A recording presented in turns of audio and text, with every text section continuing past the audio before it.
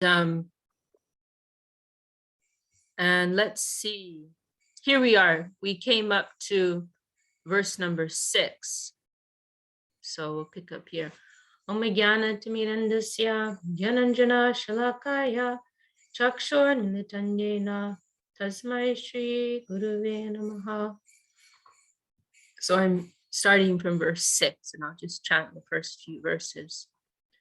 Karmendriyani samyamya yaste manasasmaran indriyartan vimudatma vityachara sauchyate yaschindriyani manasa niyamya rabhate arjuna karmendriyai karma yogam asakta savishishyate niyatam kuru karma tvam karma jayo yakarmana Shariraya cha pichate na prasidyada karmana yagyartat karmano nyacha lokoyam karma bandhana tadartam karma kunteya mukta sangha samachara sahayagya prajashishtva puravacha prajapati anena prasavishyadvam eshavo shishta kamaduk.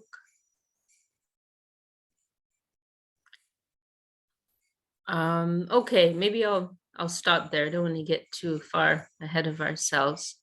So going back to verse 6, this is exactly the point which we've been discussing. So Krishna is saying, one who externally restrains their hands, legs, and other senses of action, but whose mind dwells on sense objects is a fool.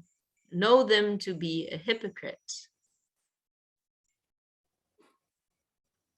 So the point which we were just discussing. But one thing which I wanted to mention is that I've come across several devotees who've used this verse. They've taken this verse kind of as license to do whatever they want. You know, there have been several devotees who have quoted that verse to me and said, well, Bhagavad Gita says that if we try to control ourselves, and we're a hypocrite, so therefore we should just do whatever we want all the time. That's not exactly what it's saying. That's not exactly the point. The point is, of course, it's true that we should not repress ourselves too much. And if we have some, overwhelming material desire, then we may need to satisfy it within reason, right? Within reason. But it also doesn't mean that we just want to live our life as a free-for-all and whimsically doing, whatever, or following whatever urge comes into our head. Obviously we are still trying to live some kind of regulated life, but the point is that we don't want to make a show, right? We don't want to present ourselves to be more than we actually are, and this sometimes an arrogance can come to persons who live a life of renunciation. They may have this arrogance, they may put on a show that they have this capacity for so much austerity, renunciation, but internally their heart is in another place. There's one expression used by our gurus sometimes, markata vairagya, means monkey renunciation. The analogy is given that monkeys, from one perspective, monkeys are very renounced. Monkeys, they live like Babajis. They don't wear clothes, right? They may appear very detached from any paraphernalia of this world. They don't even wear clothes.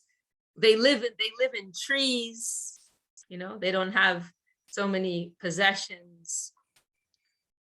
So from one perspective, and what do they eat, right? They eat fruits and berries. They eat very simply. So from one perspective, you may say, oh, the monkeys, they're real renunciates. Monkeys are very simple. They're very renounced. But then on the other hand, if you look a little more closely, then what is it that the monkey is thinking about a lot of the time, doing a lot of the time? The male monkey is thinking about the female monkey, and the female monkey is thinking about the male monkey. So that, their sexual activity is high. So in the same way, we don't want to practice this type of renunciation where we may put on some type of show, but in our heart is something else. This is hypocrisy. So that is the point here.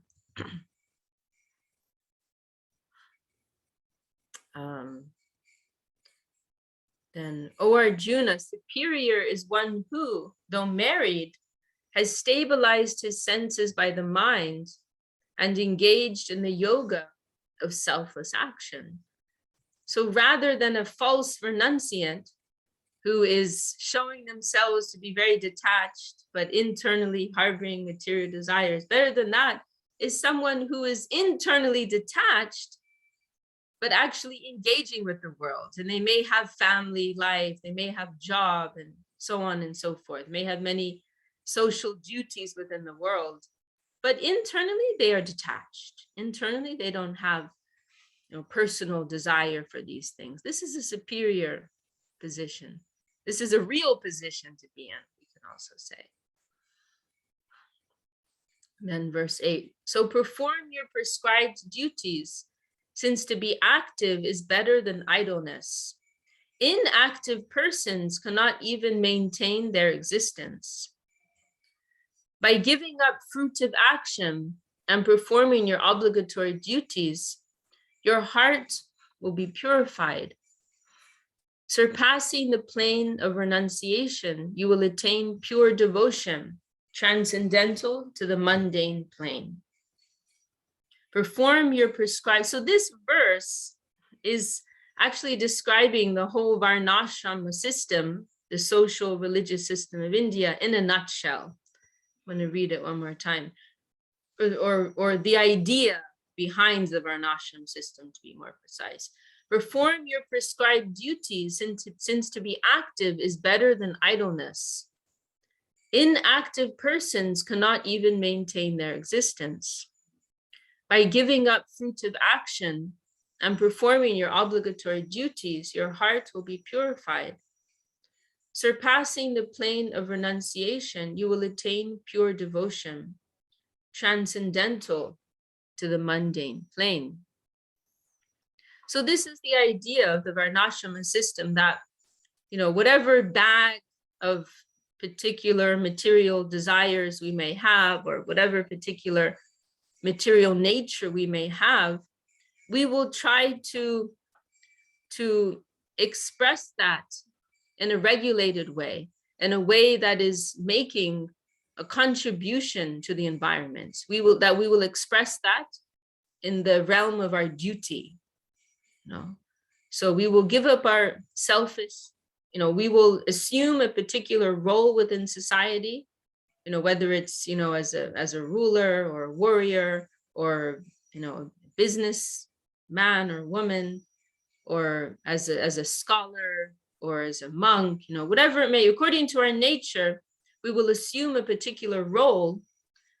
And then in that way, we can channel our particular nature and qualities in a healthy way, in a regulated way, in a spirit of duty, and giving up as far as possible our selfish instincts. And in doing so, our hearts will become purified. So action, which normally is a cause of bondage, will, in this mindset, it will become the cause of liberation. So sometimes the example is given that milk, if someone consumes it's known that if you consume too much milk, it can upset your stomach, right? Often people will get diarrhea if they drink too much milk. But then that milk transformed in yogurt is a food which is often taken to settle an upset stomach, right? It is something that is often taken for someone with gastritis, right? So this example is given to illustrate that in the same way, karma, action, which normally binds us, if we perform it with a sense of duty, then it will actually purify us.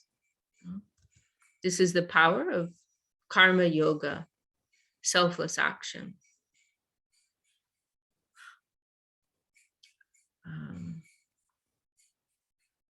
And then this next verse, verse 9, is Yajñartat Karmano Nyacha. This is quite a famous verse, which I've heard quoted several times by Srila Gurudev. and Srila Sridhar Maharaj also, I believe. So selfless duty, this is verse 9, selfless duty performed as an offering to the Supreme Lord is called yajna, or sacrifice. O Arjuna, all action performed for any other purpose is the cause of bondage in this world of repeated birth and death. Therefore, remaining unattached to the fruits of action, perform all your duties in the spirit of such sacrifice. Such selfless action is the way to begin devotional practice, gradually realize the presence of the Lord, and ultimately attain pure devotion, transcendental to the modes of material nature, nirguna bhakti. So one little side note here is that you'll see in this verse and the previous verse, there's the standard translation of the verse. Then afterwards, in parentheses, there's the devotional angle through which these verses can be understood. Because, I was mentioning this, I think when we started out our reading of Bhagavad Gita this year, that Bhagavad Gita can be read on two levels, right? It can be read, the verses can be read in terms of their immediate context. So talking about karma yoga or jnana yoga or whatever it may be, but they can also be read within the context of devotion. All of the teachings, or most of the teachings given in Bhagavad Gita, they can be understood through a devotional lens, through the devotional filter. So that's being indicated here in the parentheses after these verses. So here we're talking about karma yoga. In the immediate context, this chapter is called Karma Yoga, remember. So within the context of this chapter, these verses are talking about karma yoga, but they can also be understood within the context of devotion. They can also be applied within the context of devotion. So here, this verse 9, it's quite a strong statement. It's being said that anything that we do, essentially it's saying anything that we do which is not in the interest of the whole, which is not in the interest of the center, is reactionary. So it's quite a heavy thing to reflect upon. If we think about all the things that we do, all the things that we speak, all the things that we eat, in our daily lives, moment to moment, everything that we're doing, in every second, every moment of the day, which is not in the interest of the absolute, it is reactionary. It's incurring karma.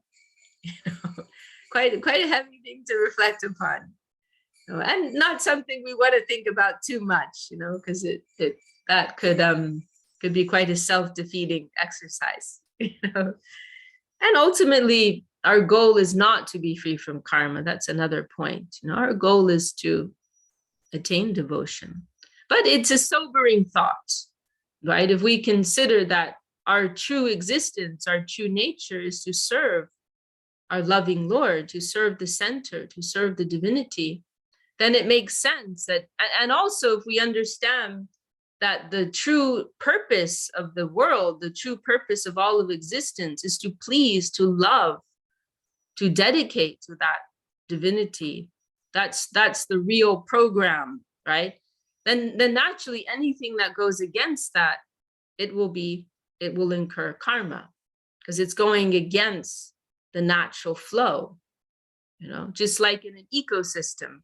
If you disturb an ecosystem, if you interrupt an ecosystem, then it will bring about some negative reactions, right? If you and this is something very widely known, right? If, like, for example, if you try to introduce an animal or a plant's life in a particular ecosystem, which is foreign, right? If you try to introduce a foreign entity into a particular ecosystem, it causes trouble. It will disturb the whole ecosystem, right? Like when I was in Brazil, I remember I came across a place where there were many eucalyptus trees, and And someone was telling me that the trees grow very quickly.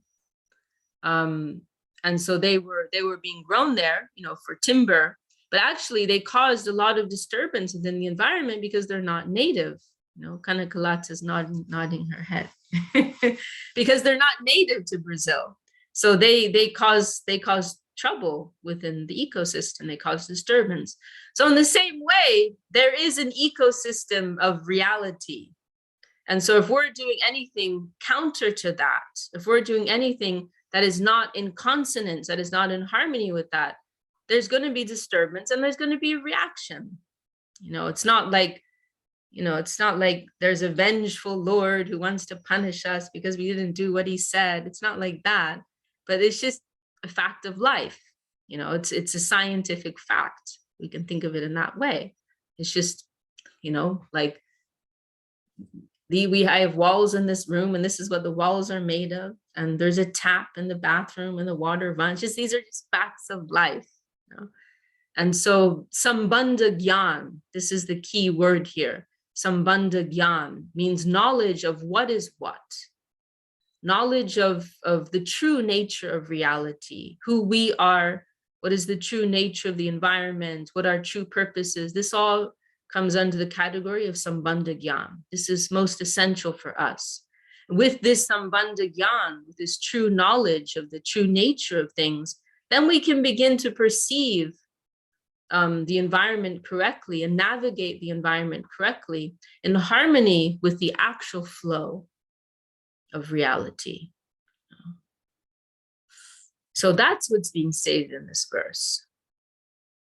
And another thing I wanted to draw out from here is, which is being, it is drawn out in the translation, yagya. So this is an interesting point because the word yagya normally is used to indicate fire sacrifice, right? There's these ceremonial fire sacrifices, which are a way of making offerings to the divinity. This is normally what we conceive of as yagya, but actually yagya has a deeper meaning. And there's one famous line in the Vedic literature, Yagyo Vai Vishnu. It's like something like Yagyo Vai Vishnu, as I remember, which is that Yagya means Vishnu. The idea being that, as it's included, this is an expanded translation, selfless duty performed as an offering to the Lord is called yagya, or sacrifice. This is the real meaning of yagya. And so, for that reason, we also hear this phrase sometimes, Sankirtan Yagya, right? The sacrifice of the chanting of the holy names of the Lord, of the divinity. This is the appropriate yagya, the appropriate sacrifice for this modern age, for this Kali Yuga. So this is the true expression of our true self, to live in that spirit where, every thought, every breath, every movement, every word is an act of sacrifice, of dedication, of love for the supreme divinity. Iha yasya harir dasya manas. What is it? Iha yasya. Let me look it up. This is a very important verse, here it is. Iha yasya harir dasya karmana manasa gira nikilashapya. Nikilash, I always get this part wrong. It's hard to pronounce. Nikilash vapya vastasu jivan mukta sa uchyate. That one who, through all of their activities, their thoughts, and their words, are an offering of service to Hari, to the Lord, they are jivan mukta. They are liberated within this world. You don't have to die to become liberated, but within this lifetime, engaging with all the ordinary activities of this world, one may be a jivan mukta, one may be a liberated soul. This is a verse from Bhakti Rasamrita Sindhu. See. So this is the natural expression of our true self. live in this spirit.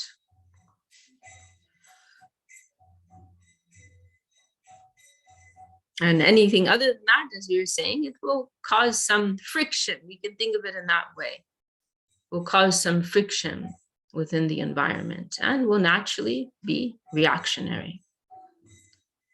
In the beginning, Lord Brahma, so moving on to verse 10, in the beginning, Lord Brahma manifested the progeny of the world along with sacrifices. He instructed them thus: take shelter of this religious principle of sacrifice, prosper and flourish. May such sacrifice be the bestower of the things you desire. Okay, well, that's where we read up to. Does anyone want to share any thoughts at this point, or should we continue with our reading?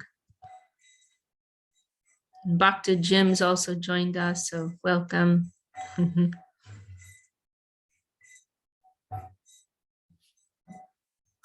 Okay, I'll continue. So picking up with verse 11.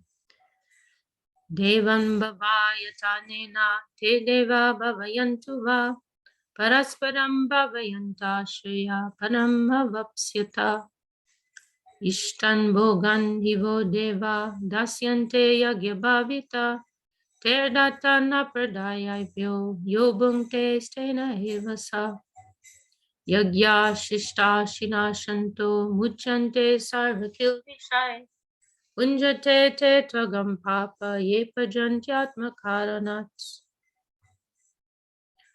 Anad bhavanti bhutani parjanyadana sambhava. Yagyan bhavati parjanyo yagya karma samudbhava. Karma brahmodbhavam vidhi brahmakshada samudbhavam. Tasmad sarvagatam brahma nityam yagye pratishtitam.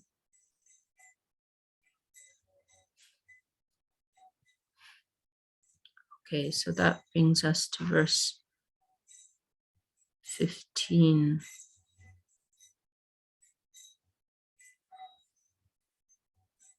Propitiate the gods by sacrifices, and may they satisfy you by bestowing your desired fruits.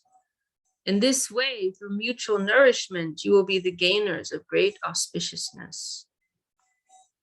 Propitiated by sacrifices, the gods, my worldly representatives, will bestow upon you all your desired enjoyable things. But one who enjoys what is given by the gods without offering it to them is a thief. So, just to point out, this is one of the points which are, which isn't really something to be appreciated in the context of pure devotion. These are describing this kind of general approach of the Vedic system, which is beautiful, but is not so relevant for those who have taken up the path of Krishna Bhakti, devotion to Sri Krishna. This is referring to persons who are more focused on a simple life, living in harmony with their environment, focused on their daily duties, and some, not ready to really dive into like a close-up relationship with the divinity, more focused on their immediate life in this world, and trying to do so in a harmonious and respectful way. And it is a beautiful system because it's, one of the main principles of it. Well, the main principle of it is harmony. Srila Sridhar Maharaj made this comment, which our Gurudev Srila Govinda Maharaj liked very much. He said, the Varnashram system means sympathetic dealings with nature. It means living in harmony with the environment, living with an awareness of the natural cycles of the environment, the origin of all that we are partaking of. So there's this awareness, right, that the food that we eat, that has come, from plants which have grown due to rain, which has fallen due to particular devas, particular gods, deities, right? And everything, the winds, the sun, the rain, the earth, these are all actually deities who are kindly supporting our lives in this world. And so there's this mood of navigating the environment in a mood of respect, and honoring, the deities who are supplying all of these resources. And so this comment is made, that one should express some appreciation to these gods and please them through sacrifices, through offerings. And in this way, we will benefit and they will benefit and everyone will be a gainer. So this is referring to this general system, mode of being that is recommended by the Vedas. But in the practice of Krishna Bhakti, and welcome to Charu Damodar, Dandavat. But in the practice of Krishna Bhakti, the idea is that, if persons are approaching the root, the center of everything, if persons are approaching the source, the most original source of everything, they're leaving aside all their selfish tendencies and they are approaching the true source of everything, then they're not obligated to one way it could be put like go through all the bureaucracy of all these different systems. It's like say you're dealing with the big company, some big organization, right? Normally you have to, if you're trying to get something done, you have to go through so many channels and you have to go to so many different departments, and right, you'll call one person, then you get passed on to another person, and you have to sign this form and you have to sign that form, right? We normally have to jump through all these hoops, right, to get something done. But let's say you're friends with the CEO, let's say you're friends with the guy in charge, and he'll go, oh yeah, I'll take care of it for you, don't worry. If you have an affectionate relationship with the guy in charge or the woman in charge, then you don't need to, you can bypass all those lower channels, right? So it's the same thing. If we want to live like a self-centered life in this world, then we are obligated to follow these particular systems and channels and honor all the particular heads of the departments, you could say. But then if we're cultivating a relationship of love with the man at the top, the person in charge, then we can bypass all those things, because we have that link of love, So it is like that. Okay. So going on, verse 13. By accepting sacrificial remnants of the universal gods, virtuous persons are liberated from all sins arising from violence towards other living entities. But those who prepare food for their own pleasure partake only of sin. I'm gonna grab this water. And there's a footnote here saying the remnants referred to here are not the same as the Krishna Prasad, food that has been offered to the Supreme Lord by his devotees. So this verse, it's not referring to the line of Krishna Bhakti, devotion to Krishna. It's referring more to this general system of honoring the caretakers of the universe, the devas, the universal gods. However, this verse can also be considered in the light of devotion. And our Gurudev, I heard him cite this verse a few times, and it's quite a sobering meditation. If we think about it, if we think of the source of all the food that we eat, even if we are vegetarian, vegan, still there's violence that's committed against the various plants, which we are partaking of. There's consciousness also in the plants, so there's some violence involved in bringing that food to our table. And also there will be some level of exploitation involved in the production, right? In let's say, for example, if child labor is used, or slave labor is used in the production of a particular grain or plants or fruit, then there's some level of exploitation unavoidably, in the food that we are eating. So then the question is, well, gosh, well, how do we nullify that? If we are eating that food which has all this karmic baggage on it, then we have to take some of that weight too, right? We have to take some of that upon ourselves too. So, however, if we are preparing that food in a spirit of sacrifice, a spirit of devotion, then, and we are offering that, to a higher deity, then we will be excused from that. And rather, everyone and everything that was involved in the production and the plants themselves, they will be benefited, they will be uplifted by that spirit of sacrifice. Verse 14. The living beings' bodies are manifest from food. Food is manifest due to rain. Rainfall ensues from the performance of sacrifice, and action is the cause of sacrifice. So this is what I was referring to. I guess I was jumping ahead of myself. There's this, in the Vedic system, there's this beautiful awareness of the source of everything around us and all of the systems and, entities, deities that are involved in what we are partaking of. Action is prescribed in the Vedas, and the Vedas originate in Akshara, the imperishable. Therefore, the all-pervading, imperishable Lord is ever present within the acts of sacrifice offered to him. Okay, I'm going to pick up with the Sanskrit here.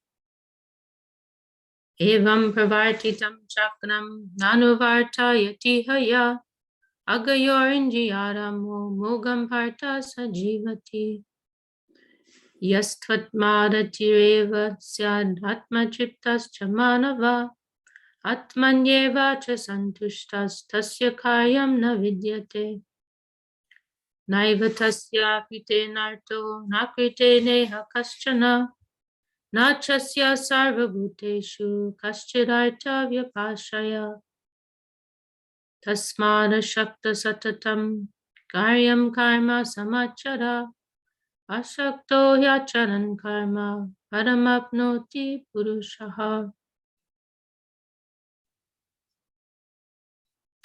Karma naiva hi samsiddhim astita janakadaya loka sangraham evapi sampasyan kartumarhasi.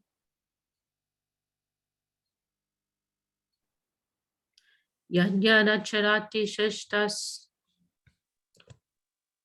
Oh, my connections. Yadyada charati shashtas tattareve tarojana sayat pramanam gurute lokastadanavartate. Okay. Vishaka Dasi? Oh, yeah. Yes, Prabhu. Back to Jim. I had a comment about how living entities are implicated in the chain of us getting our food, that there's exploitation.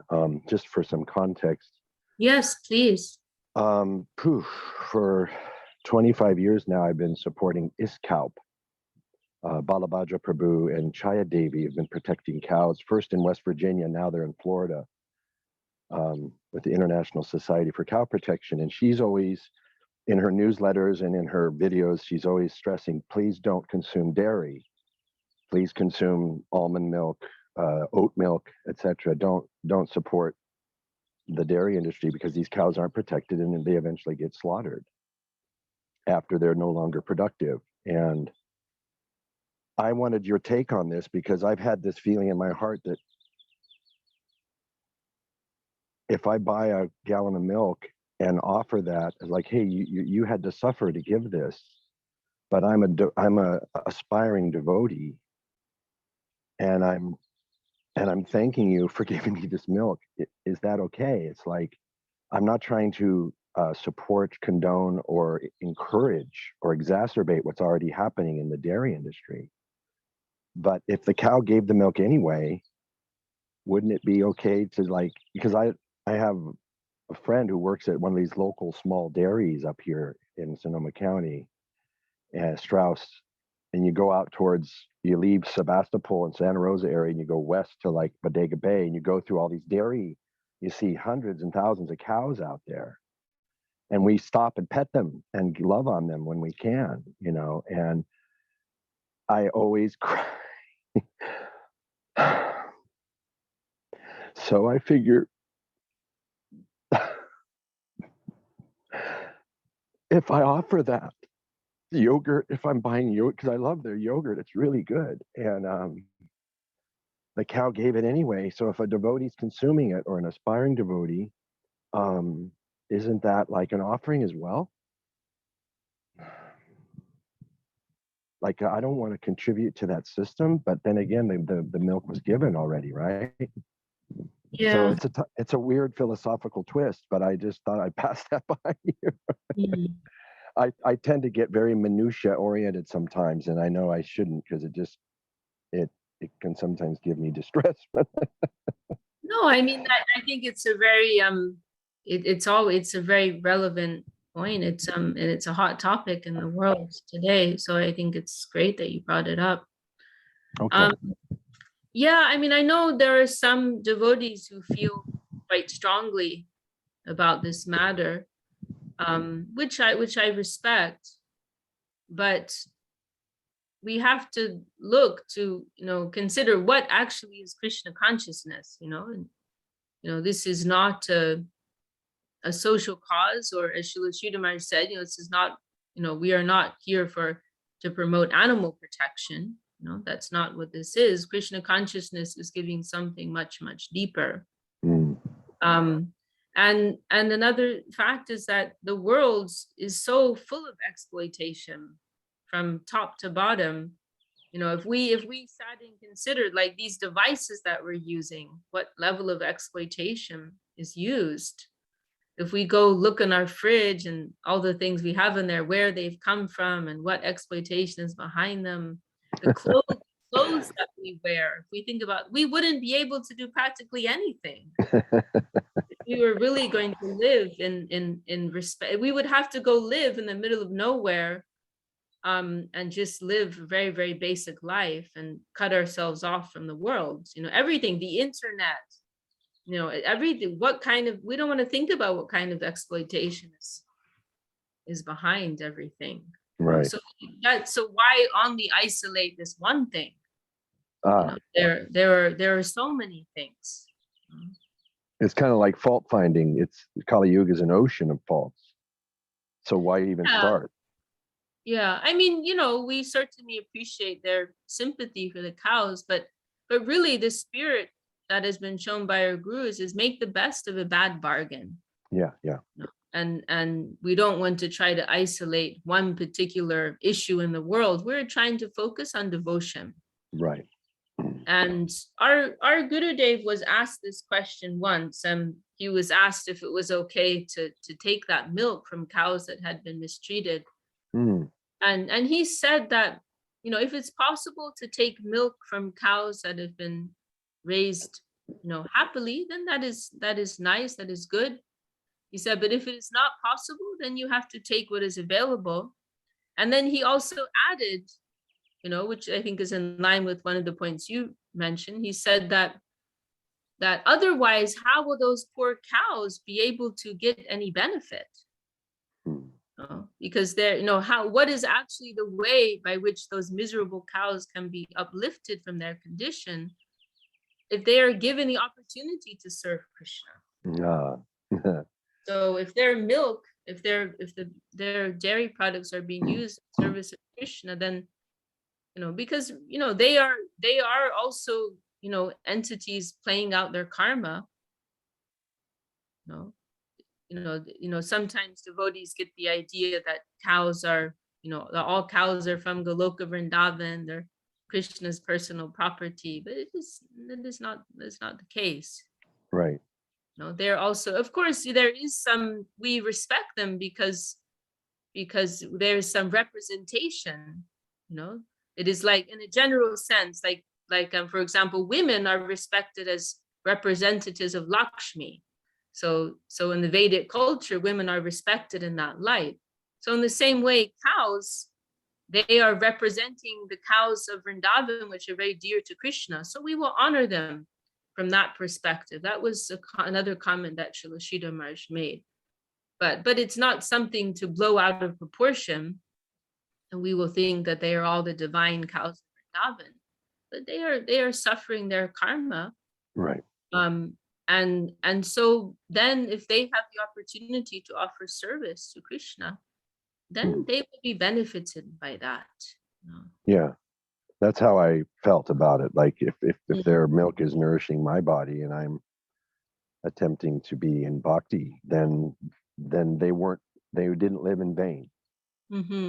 So that's where I'm coming from with it. I just was curious, I just had to kill a bunch of rats because they're infesting our garage and our house, and I didn't want to. I let them live, and they were eating food scraps from prasadam for a long time in our compost pile. They were, everything we eat is pretty much is offered on the altar first, and so the scraps were going into the compost, and that's what they were eating, is the remnants of the. So I thought maybe they're yogi rats, or they're representatives of Ganesha's little guy there that's always with him. That's how I think, and because there's a quote from Bhaktivinoda Thakur somewhere, a devotee told me once about 20 years ago. He said, "I do not wish to go back to Godhead. I wish to be born as an insect in the house of a devotee." That was Bhaktivinoda Thakur, like, whoa. So it's like, we take spiders out, we take bugs out, and we don't hurt anything if we can help it. And we're just trying to, like you said earlier, live in harmony with our environment. And if we can throw some bhakti on top of that, it's like even better. So anyway, thank you so much. I always appreciate your clarity and dhira. You're very dhira, sober. So thank you. I always appreciate your thoughtful comments and the points that you raise. It's my great benefit to join your groups here. It's very nice. Thank you so much, Haribol. And now I can say I've gone and made dandavats to Govinda Maharaj's samadhi, and it was a great experience. It was so purifying. Yeah, I keep thinking about that. It's so wonderful that you went there. It's so wonderful.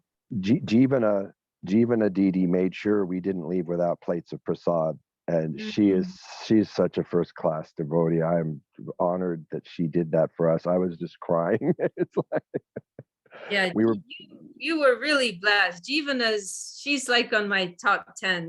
She is amazing. She's out of this world. She's amazing. If there was an Academy Award, Yeah. So she has a very high profile job with Cisco in Silicon Valley. Yes. But she gives practically all of her earnings to the temple. Right. And she lives in this tiny little converted garage. That's how she lives. You won't believe it. It's like falling apart. She's been living there for like 30 years or something. I mean, she's just phenomenal, like the real thing. Yes, that was my feeling immediately. It was I'd seen her on here on Zoom, and so when she appeared, it was like, oh my goodness, look at this. It's like the CEO coming out of the corporate office building to greet us in the parking garage. It was really nice, and that's a beautiful ashram up there. We hiked to the top where we could see the ocean, and these little butterflies. There were these two baby monarch butterflies that wouldn't leave us, and they guided Joelle and I all the way up that winding dirt trail. They just were like our escorts, these beautiful butterflies. Oh, wow. And it was like, I was just completely, because I'd been a long time since I'd been to a temple. And long time since I'd been around real Paka devotees, Like I've been out here in the boonies, like I'm in the International Space Station, in orbit, and just cut off from the world of Krishna. And it felt so nourishing to just, I mean, the tears were shooting out of my eyes when I approached that samadhi. And I was just bawling my eyes out. It was like so much grief had built up over so long. And it was a very nourishing, but for both of us, we were both really touched and benefited by that visit so much. And that's going to carry me a long way. So thank you so much. And Ganga Lila, it was at the Sokel Chaitanya Sarasvat Mat Ashram. Yeah. Thank you. Yes, I have been there. Beautiful. Oh, Yes. Hare Krishna. Thank you. Yeah, we were down in Santa Cruz for other business, and we made a trip up there, like a pilgrimage to Vrindavan. It was really sweet. So thank you so much, Haribol. Well, if anyone present is able and wants to visit, I think we mentioned before, we're having this Govinda Mela festival towards the end of July, the 21st or the 24th. I'm going. Angalila's going. So it'd be a good time to visit if anybody wants to. And welcome to Narottam Nitai Prabhu, who's just joined us. We have a few more minutes left. Does anyone else want to add anything to the topic at hand or raise any other related topics? Chintamani, you want to say something? Yeah, I'd like to share that I had heard from the Sadhu, actually from Srila Bhakti Keshav Maharaj, I heard this term that sin, it stands for self-interested nature. And that resonates with me, that because I had a negative growing up in a Catholic family and all that. So I had a really detrimental, I don't know what detrimental, or I had a negative conception of that word. So yeah, just the self-interested nature rather than having for Krishna's pleasure. Thank you. Oh, I love that. That's wonderful. That's wonderful. Self-interested nature. Yeah, and that's getting really to the real crux of the matter. That's what it really means. So thanks for sharing that, Chintamani. Okay. It's always nice to hear from Jayadev Prabhu. If he has any contributions, he may be working on a job. Not quite yet. Can you hear me? We can hear you. Wonderful. I'll riff off of Chintamani's reference to the word sin. I know that Marie knows this, and probably a couple others know this, but I love archery. And as an archer, and I'm inspired by, of course, Dhanurveda and Krishna and all of that, like archery is all over it. But anyways, sin, the etymology of the word sin, it's an archery term that you missed the mark. There's the target.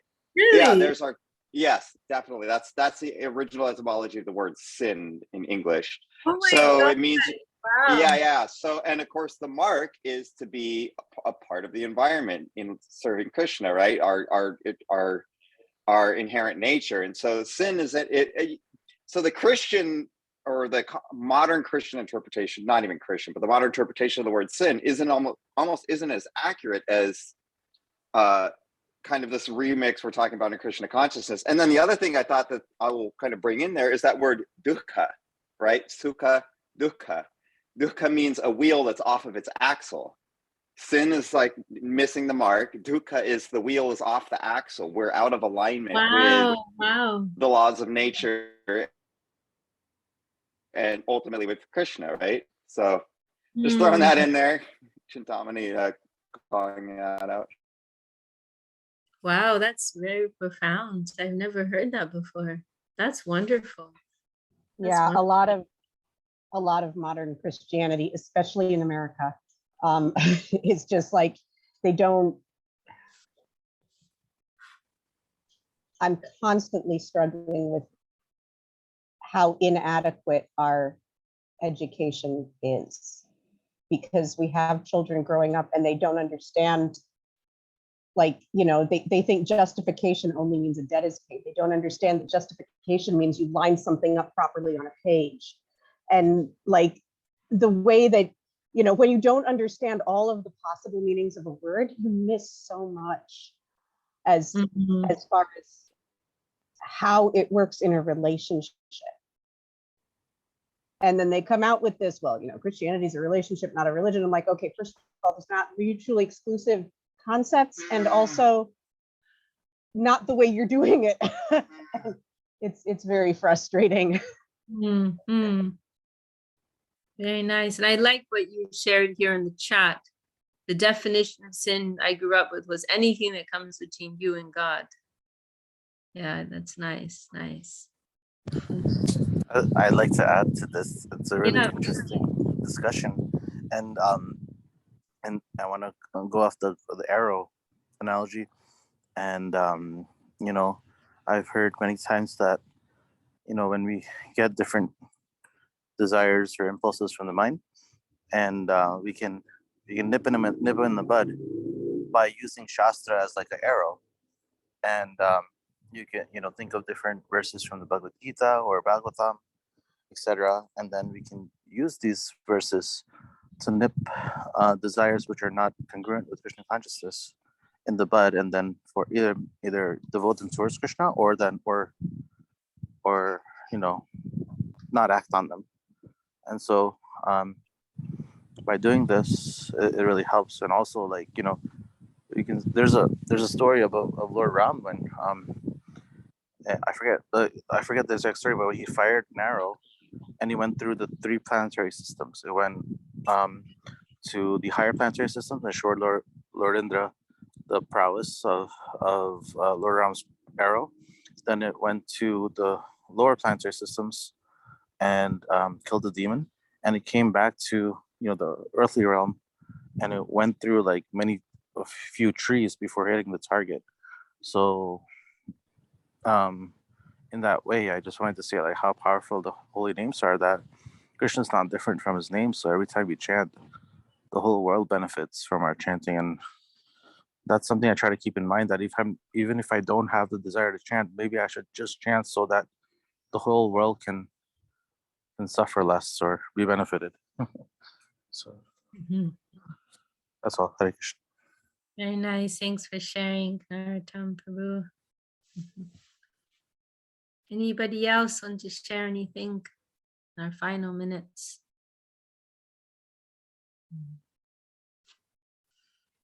Okay, well, it's been a very joyful and uplifting, purifying meeting as always, with all of our friends here, family here.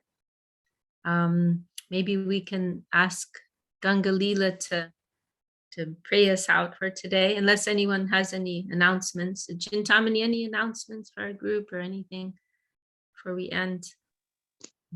We're still looking for a live stream Sevite. Oh my God, I'm green on my teeth. I'm not ready to talk. I lay up announcements. We're ready to pray out. Okay. Okay, well, over to you, Ganga Leela. Hare Krishna. So the Bhav has been beautiful. Thank you. I feel it's always shifting my mood, what we're doing here together. So may we all do this collectively, like this collective mood shifting, and be encouraged throughout the rest of the day. And then also having this this wonderful group, the Association of the Devotees, especially you, Vishnu Didi, so that I can stay in an uplift and hold myself up like that, in that way, stay purified, and we can chant the Maha Mantra 3 times. Hare Krishna, Hare Krishna, Krishna Krishna Krishna, Hare Ram, Hare Ram, Ram Ram. Hare Hare Krishna. Hare Krishna, Hare Hare Hare, Hare Rama, Hare Rama, Rama Hare Hare. Hare Krishna, Hare Krishna, Krishna Krishna, Hare Hare, Hare Rama, Hare Rama, Rama Rama. Hare. Hare Krishna, Krishna Krishna, Hare Ram, Hare Ram. Shakadidi Maharaj ki jai. Jai. Jai. Jai Shri Bhakti Sundar Govinda Deva Goswami Maharaj ki Jai. Shri Jai. Bhakti Sridhar Deva Goswami Maharaj ki Jai. Jai. Assembled devotees, sincere seekers, friends ki Jai. Srimad Bhagavad Gita ki Jai. Hari Nam Sankirtan ki Jai. Jai Gaur Premanande. Jai.